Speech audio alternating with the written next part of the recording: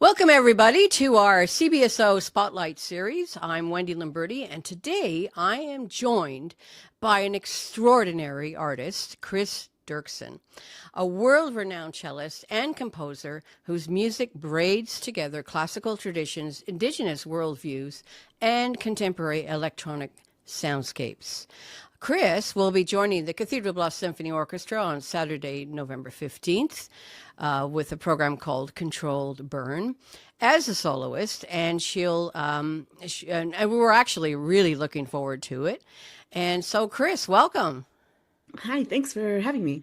Yeah, thanks for coming. And for listeners discovering you for the first time, how do you describe what you do? Are you a cellist, a composer, a soundscaper, storyteller, or all of the above? I feel like all of the above those ones, I definitely say I am a cellist and composer. I call it sonic storytelling. Um, and I use electronics on my cello. That is super cool. Uh, Really, really neat. So, what drew you to the cello? It's such a deeply emotional instrument. How did it become your voice? This is kind of a cute story, but it goes back to when I was 10.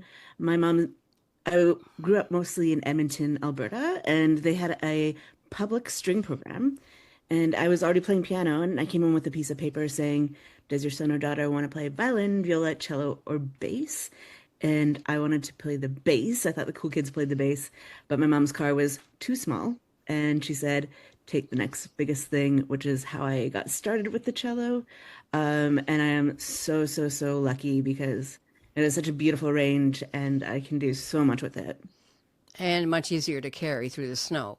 Much easier and through the flights. Yes, yes. Oh my goodness. Don't even get me started about instruments and flights. Yeah, yeah, yeah. Yeah, yeah. So, your family heritage beautifully bridges Treaty 8 and the North Talcree Nation on your father's side and the Mennonite homesteaders on your mother's. So, how do those words inform your music and your creative lens?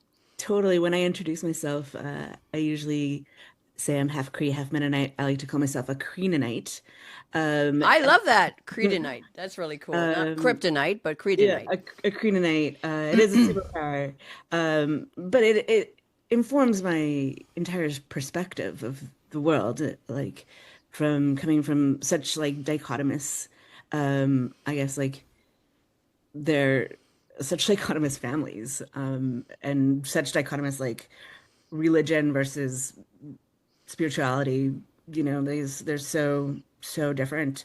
But it's what I know and it's how I grew up. So really everything of it about it influences my work and how I see the world. So, speaking of your work, when you begin, sorry, excuse me, when you begin a new work, what kinds of questions do you ask yourself about land, identity, and responsibility? Yeah, that's a really good question. I think like the concept of a new work is kind of the hardest part of the puzzle. Like I said earlier, I like to think of myself as a sonic storyteller.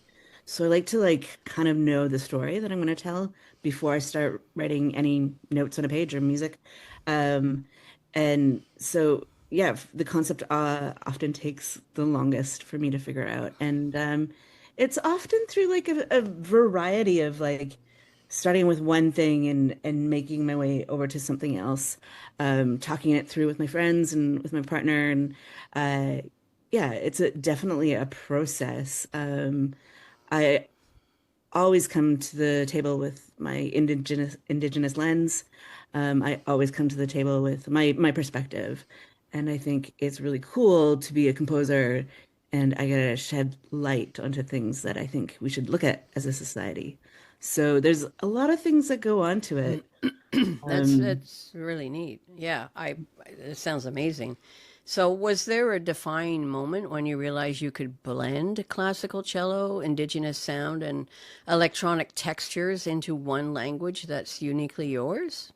that was a process, definitely. I think where the origins of that process stems from wanting to create music that is relatable. I As a cellist, I grew up in my cousins on both sides of my family didn't know what a cello was. So I wanted to make music that was like relatable to them. And that's kind of when the electronics came into my life. And I started with the loop station, and some like multi-effect pads on my cello. And it was like about taking the cello out of the high class concert hall and bringing it down to street level and making it more relatable. Again, like braiding in the traditional and contemporary over and over again. So I wanted to braid in my own Indigenous heritage with my music. Unfortunately, my Mennonite side is old colony Mennonite, and they are less about music. So I do bring less of them, but I do, their stories stay with me. Um, but yeah, it kind of goes back to that perspective of like, how do I tell my own story and how do I be me? So let's talk about the work itself. Mm. Controlled Burn is it's such a powerful title. What does that phrase mean to you, both musically and symbolically? Yeah, I mean, I guess like literally, controlled burns were things that happened pre-contact all throughout North America, in which Indigenous folks in the summertime or the springtime, when the ground was wet, would clear up the earth with these burns. But we use fire in so many different ways, and I learned a lot when I was doing the research on this. We use fire in so many ways to keep the earth safe and sustainable. So, you know, keeping the forest sustainable for the animals and for us. And when, when Canada began, 7 years after the first Fire Burn Act was created. And that was because folks looked at these burns and saw that it looked from afar that they were burning trees, and trees are money. So settlers didn't understand about getting rid of the underbrush, opening up the acorns. They didn't understand the like ecological things of Canada, of this land. And so they banned it specifically to not burn the trees because trees are money. Like it all started with like capitalism too. Um, so the literal thing is about that story and about that loss of relationship to fire and how we view fire. Um, so, but then there's so many beautiful metaphors of like who do we control or what do we control? And what do we get to control now? Um, like in the past and now, I think like who is controlling what, as far as our ecosystem goes. Um, yeah, it is a really strong title and it really fits the piece perfectly.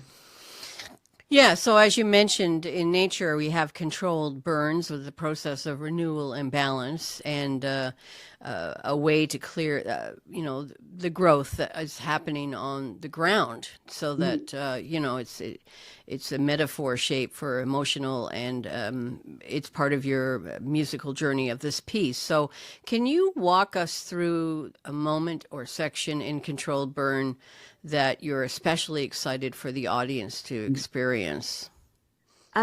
There's so many uh, interesting things with this piece. It starts with the spark, and there's this string technique where it's called collegno, and you put the wood end of the bow on the string and tap it. So the piece starts with this spark. So it's like it sounds like the crackling of a spark with the lower strings. And so like utilizing, I guess, like the symphony to create nature sounds was really fun for Hmm. me to like play with. There's like extended techniques I often use that are like the sounds of seagulls or birds calling. And so like in a fire, like the birds fly away and the birds sing about that. And the birds yell about that, like they have things to say. And so like you can hear the actual nature within the piece. Did Uh, you actually go into a forest and listen to birds or how animals reacted when there was a fire? I watched Bambi. Okay. Okay.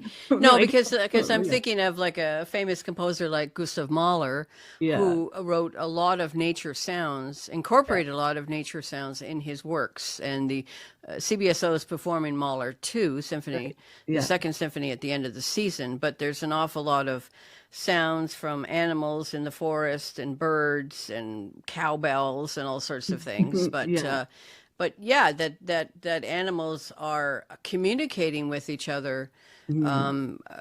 when there is danger of a fire, for example, or not. So Mhm. that's a really cool way to kind of explain for people to listen to music, because compared to, say, watching an opera where you get, you know, Yeah. the It written out for the you. surtitles at the top, and you can follow what's happening, what the story is, following what's going on.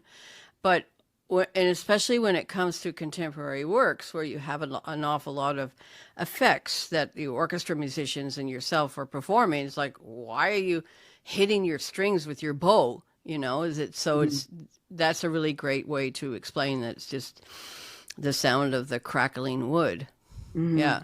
So this work was originally commissioned by the Orchestre Metropolitain in Montreal, and Yannick Nizet, I never say his name I know, properly, right? Yannick Nizet's again, the But yeah. conductor, and premiered this under his direction. What was it like to premiere Control Burn in that collaboration, and to bring it to life again now with the CBSO Orchestra? Yeah, I don't know, folks listening to this if you know Yannick, but he is, one of the world's most famous conductors. And he is brilliant, and he's brilliantly kind, and he is so gracious. To be honest, I was so nervous. And like, Mm. well, first, number one, I was like, how does he even know who I am? Like that was a shock. And then we'll get to the next part. But yeah, like the first rehearsal, they brought me in actually early, like at the end of the season to like meet him and like talk about the piece. And um they were just so open and so kind. And OM is just like a really beautiful family. And like literally ran over and gave me a hug, and it was like it kind of like helped dissipate all of the, I guess, nervousness and anxiety I had going into like meeting somebody that big. Um and then yeah, like working through the piece, he was just so kind.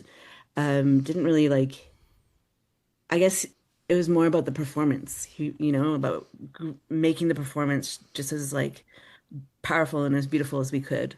Yeah. Um, and that And taught did me a you lot. perform it for the first time in Carnegie Hall, or was it first in Montreal? It was first in Montreal. Good, thank goodness. So Uh, you didn't have to, you could get rid of the really, really nervous jitters when you were in yeah, Montreal. yeah, And what hall was that in Montreal? What's the name of the uh, hall? yeah. It's Le Maison Symphonique, Oh, right, right. which is such a beautiful hall. I love that Yeah. hall in Canada. Yeah. Like, I think it's one of our grander Yeah. halls. Yeah.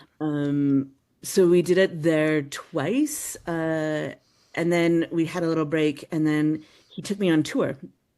So we played in Worcester, in the In mechanic where?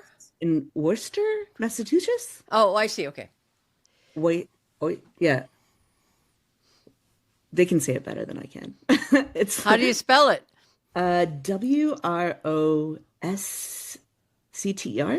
I've never heard of it. So just say Yeah, Massachusetts. Massachusetts. It's called the Mechanics Hall. It's old and beautiful.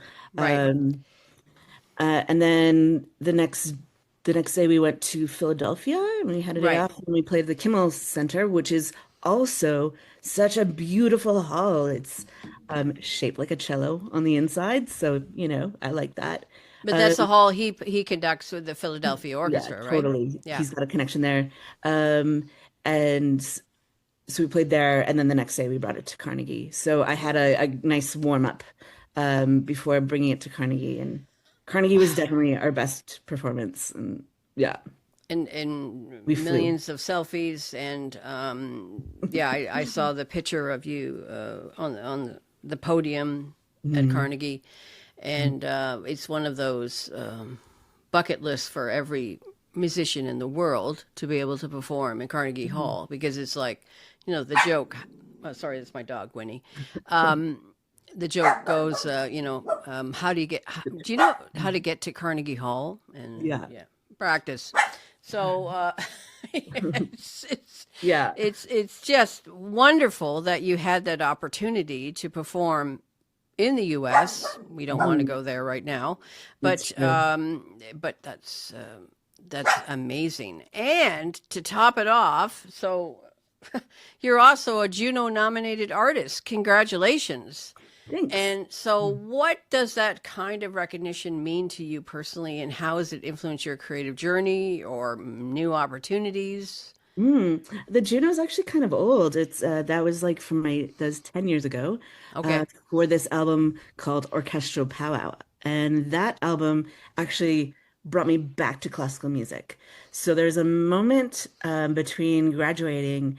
I released two albums. One's called The Cusp, one is called The Collapse, and they're both like electronic cello vibes. I toured around with Inuit throat singer Tanya Tagaq, who's very experimental, completely improv for several years internationally.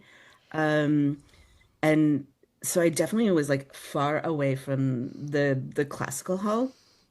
And I was sitting on a lot of grants and juries and realizing that there's a lot of larger institutions doing Indigenous inspired works without having Indigenous leads. And I was like, hey, wait a second. I can actually write this music. So like orchestral powwow is exactly what it sounds, powwow music, and I wrote symphonic music around it. And so with that Juno nomination, that kind of led me back to this path of classical music and back into the concert hall and back to making music relatable. But I feel like with my electronics, um, we are making classical music relatable, which I think is important in this day and age. We want to be able to Uh, feel. Absolutely, absolutely. I mean, there are some composers out there that are incorporating that, but I would say I've seen it more with the Indigenous artists that they're incorporating the electronic music and other things with their compositions. So, speaking of albums, do you have any plans to record new albums so that you can actually get nominated And again? funnily enough, I was just talking to the presser because my album, the artwork is done, the masters are done, and I just picked the color that I'm using for the vinyl. So I will be dropping it real quick. So this next album is called The Visit, and it's kind of going back to that electronic vibe that I was doing before, but it definitely incorporating more symphonic sounds. And it's definitely an art album. Like it doesn't fully fit in any of the categories. Like orchestral powwow fit in the instrumental category. And that was 10 years ago. But now you can't have any vocalizations on the instrumental album. So I can't go into that category. I can basically only go into the Indigenous category, which is totally fine. So that is in the works. And then speaking about controlled burn, next week I am off back to Montreal, back to La Maison Symphonique, back with OM to record controlled burn and another piece that the TSO commissioned me to do a while ago, called Parkdale. And yeah, so I will have two albums out very soon. Wow. So, and Yannick is conducting that as well. No, actually, Yannick is too busy, but Naomi Wu, who is the right-hand man for Yannick, and a dear friend of mine, she's going to be conducting the two songs. It's only like 16 minutes of music, but That's great. Oh, it's I'm good. It's so good to get thrilled. it. Yeah, it's good to get it out there on mine. Not many people buy albums. I still buy albums, but Yeah. I no longer buy CDs because I Right? figure it's the same sound quality as streaming. But Yeah. I recently re-embraced albums because I just find the sound better, and so we're looking forward to seeing for sure your album. So do you have? Are you planning to bring any music or albums or swag Um, to the concert to the sell concert, to our I upcoming concert? don't know if they're going to be available by the 15th. Okay. All right. Well, Supposed we'll to have the information for everybody because it's just, you have a be, website, and I'm sure that you'll announce where you can pick up your albums or your yeah, stream your music and things like that. totally. So, I just wanted to ask, so if we imagine the orchestra as a forest and your cello as the fire, how do you balance intensity and regeneration in your sound?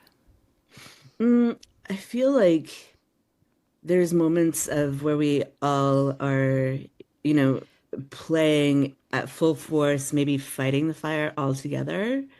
And then there's a moment also where I kind of take over and I make the orchestra loop with me for a few minutes, and I have a big solo section, and that is more like about the heart and more introspective and like a very feely moment. Right. So I think like again talking about fire being like uh, a relationship that we've lost.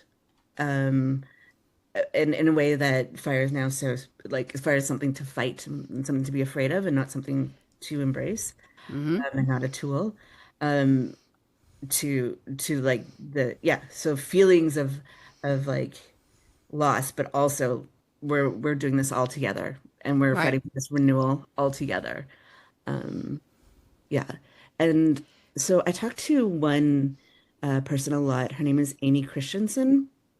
And she was the fire person for Parks Canada, the Indigenous fire person for Parks Canada. She has a doctorate in fire.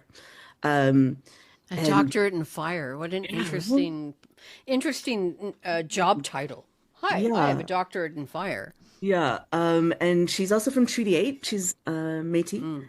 Um, and the things that she was talking to me about was like, she's like so interested in the piece that I was writing, but also was like Chris, like think about the sound of like fires then and now, like when they were controlled burns, there'd be like aunties laughing, kids running around screaming. It was safe. It was a community event. And now when you think about fires, it's military helicopters, it's the water bombers, it's Yeah. war. So it's like such a different um relationship that we have to fire. So that is also in the piece as well. So there's a lot of like pretty intense snare drums and um yeah, and some explosions too. And it's really interesting from a perspective from somebody who lives in the city as compared to somebody who lives, somewhere in northern BC or northern Mhm. Alberta or even northern Ontario, where you're surrounded. I call it forest bathing, Mm. surrounded in forest, and that it's a normal occurrence to experience fires. And so when and about our audience members, by the way, we partnered with a program that has been set up by the Institute for Canadian Citizenship called Canoo, CANOO. Cool. And at every concert, we have 40 to 50 brand new Canadians that All just right. arrived here in Canada in the last year I love it. who are experiencing classical music for the first time, and they get free tickets to come and hear the orchestra play. So for a lot of them, this will be brand new experience. So for these audience members who might be new to Indigenous led or contemporary orchestral music, what should they listen for or feel when they experience this piece live? Now, you did talk about the effects of the cello bow hitting the strings on the wooden part, but what other sort of things? I mean, yeah, this piece is pretty like I guess contemporary for a classical music audience in the fact that I come out with a black carbon fiber cello and I plug it into a space station full of pedals. And Is that so called a space station? that's what I call it. Oh, okay. I don't know the official terminology, but When it's you see my setup, you'll understand. yeah, yeah. Um, and I think like so right off the bat, we're starting with something fresh and with something new. And it's kind of maybe good that they don't have a reference point for it. It is just like a way for me, like that electronics is not new, so it's just a way for it's just a tool for me, Right. like to manipulate the cello into making the sounds I want to make. Yeah. Um, so I guess for like new to classical music audiences, I just hope you feel something and hope you relate to it.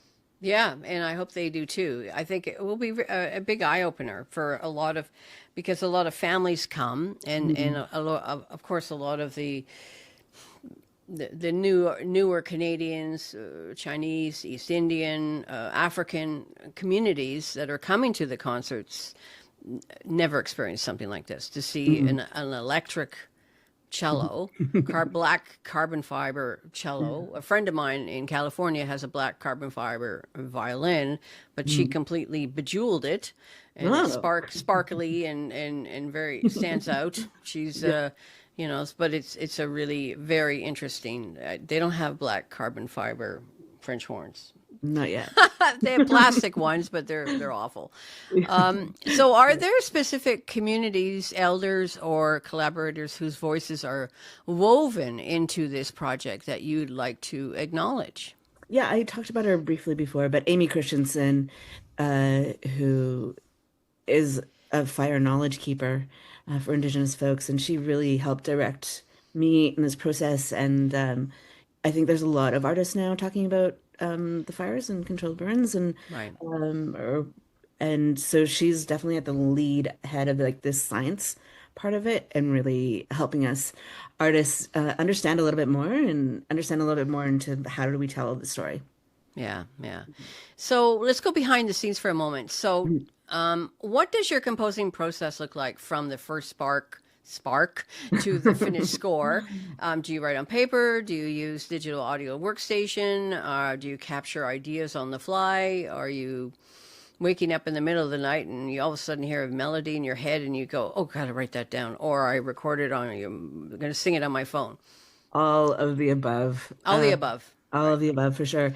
I think like with classical pieces, I usually start with like Sibelius notes on a page, computer notes on a page, Yeah. and a blank slate. I kind of like the blank slate. Sometimes I have to go back to that blank slate a few times before we get going. Um, and then for me, it's about like drawing out the music, like always going back to the beginning and being like, okay, what is the story that I'm telling, and like where do I want to go next? So if it's like a longer 20-minute composition, when I'm getting to like the 18, 19 minutes, it takes a long time because I go back to the very beginning of the piece to listen to it all to be like, where do I want to go next? So your composer training, because you're not only writing your solo line, you're, I'm assuming, writing the orchestral parts as Hmm. well. So where did you get the training in that? Where did that come in? The School of Hard Knocks, the school of figuring it out on your own. Um, Really? I have, Wow, I that's have, impressive. I call it the University of YouTube. definitely, there's definitely, I Google things, but, I do have a degree, but that's in cello performance. I got a degree from UBC. I only have a bachelor's in cello performance, Don't say and only. That's a lot. I knew when I was going to school that I wanted to uh, be really good at my instrument so I can play my own music. So I Right. always knew that I was like going on a sideways trajectory, Yeah. and I didn't really care to become a desk musician. I definitely at first wanted to be a folk rock star, and I did that. I played all the folk festivals. But yeah, I definitely came with that. I wanted to be good at my instrument so I could write my own stuff. That's Um, that's really cool. I just recently saw an interview with Sting, and he said basically the same thing, that if you want to learn how to really hone down on your craft and learn about music, listen to Johann Sebastian Bach. oh my And God, by it him. comes down to, you got to know that in order Mm, to expand on what you want to do and know your instrument better. yeah. And so You know, you're for yeah. I still play Bach to warm up nice. daily. Yeah. Yeah, And there is some great Bach suites written transcribed for French horn as well. oh yeah. For sure, for sure. So, for speaking of Bach and the cello lovers out there, can you describe one or two of the extended techniques we'll hear in Controlled Burn and what emotions or imagery they express? Yeah, I was talking about it earlier, the seagull effect. So for those cellists who actually play cello, what you do is you put your thumb down and put the string down on the on the A string or D string work best. And then you put your third finger as a harmonic and you slide back as you're holding down the thumb. Right. And that will give you this really beautiful seagull sound that I highly recommend all cellos learning how to do. It's just like so emotive. Yeah. Well, Yeah, I'm sure the conductor, the CBSO, Marty knows all about it because he's also a cellist. great. Yeah, yeah, Yeah. So, you're known for integrating electronics beautifully. So, what's in your performance setup for this concert, and how do you keep it balanced with a live orchestra? There's going to be hopefully lots of sound checks and whatnot, but as yeah. you called it, your space was it space station Yeah, at your feet, and do you do that when bare feet and I do socks that. and shoes? No, I definitely play grounded and barefooted. Yeah. Um, I definitely get pedicures often. Um, I think like the balance is something that I've always been very careful of. I on my pedal thing, I do have control over the volume that I'm sending out with my toes.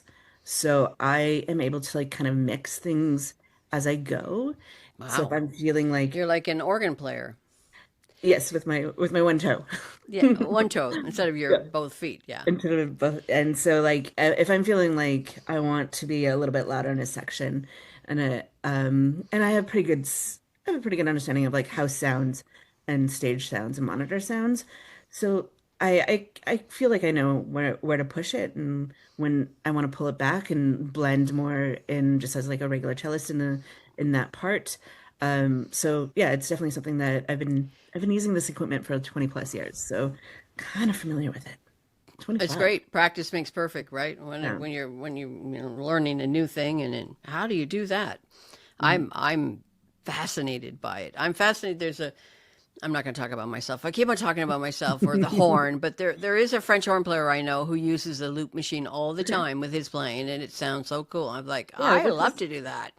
what's his name? Yeah. So, what kind of conversations do you hope Controlled Burn sparks about reconciliation, renewal, and community listening? Um, there's a few things. I definitely want to make sure that folks like understand that Indigenous music doesn't have to sound Indigenous. We don't have to have a powwow drum in the orchestra to make it sound like Indigenous or the flute, the ever present native flute. Like we are beyond that. Like Okay. it is like it can sound like whatever the composer wants it to sound like. It's about the perspective that they Yeah. have as an Indigenous person. Um, yeah, and also like the whole like we are here, we have good we have a lot of things to say. And we have a lot of good things to say. Yeah, it's fascinating. I love that we are live in Canada and get to learn so much from you.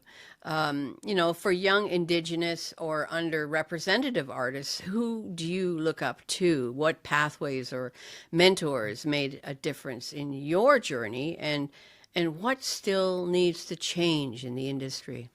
Yeah, I mean, growing up, there wasn't any indigenous classical musicians that I knew. It was pretty siloed. Um, and like I feel like it's just starting to bloom, we do have an indigenous classical gathering that I run in Banff every 2 years. Wow, at the Banff Center? Yeah, totally.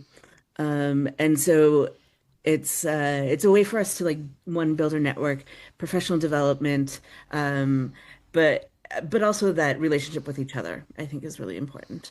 That's Um, you're a wonderful pioneer, and the fact that you're doing all this is fantastic. yeah, it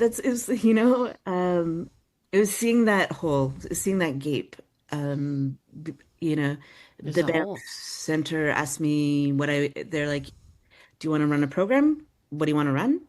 And I was like, you know what we don't have is this. And it started in 2019. We even met during the pandemic one year. And we were like the only ones at the center. It's kind of strange. Um, but And does it have a good turnout? A lot of people show up? we have a budget to accept 10 folks in, fully subsidized. Okay. So last time, I think we went through a list of 35, 40 maybe. So Yeah. that is quite a lot, but that's also including Indigenous folks in the States. Okay. Yeah. So, and we're really keeping it to like, you have to be at a certain level.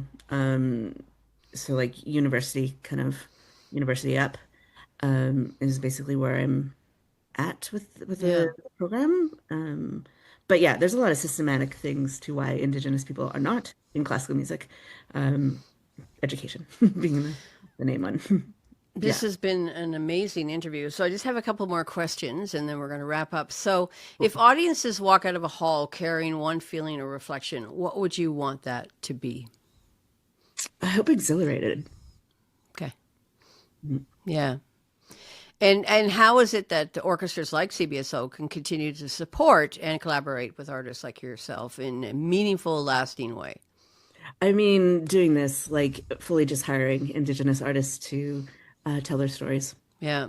Mhm. And can you share with our listeners one quirky little thing that you do when you're not playing the cello or not writing music? Or is there something that you do other outside? Do you like to watch TV or do you go for long I walks? I like the long walks. I also have a dog. But I really like a bath. Mm. And I have one a day at least. At least. Nice. Um, That's great. Great way to relax. We don't. I have a good friend who visits Iceland all the time, and they have these oh wonderful yeah, hot yeah, springs. All the It's just totally. part of life that you go to the hot spring every day, Yeah. and that Have sounds a wonderful. soak. It sounds Yeah. exhilarating. Well, Chris, thank you so much for joining us today. This has Awesome. been wonderful, and thank you for sharing your story, the process, and passion. We cannot wait to experience Controlled Burn with you at the Cathedral Bluffs Symphony Orchestra on Saturday, November 15. And tickets are available at our website at cathedralbluffs.com. Do you have anything that you wanted to share with us? Oh no, Did I miss anything? just please come and yeah, let's all have fun together. Fantastic. Well, thank you so much. And Awesome. it's going to be great. And we'll see you soon. Cool. Thank you so much, Wendy.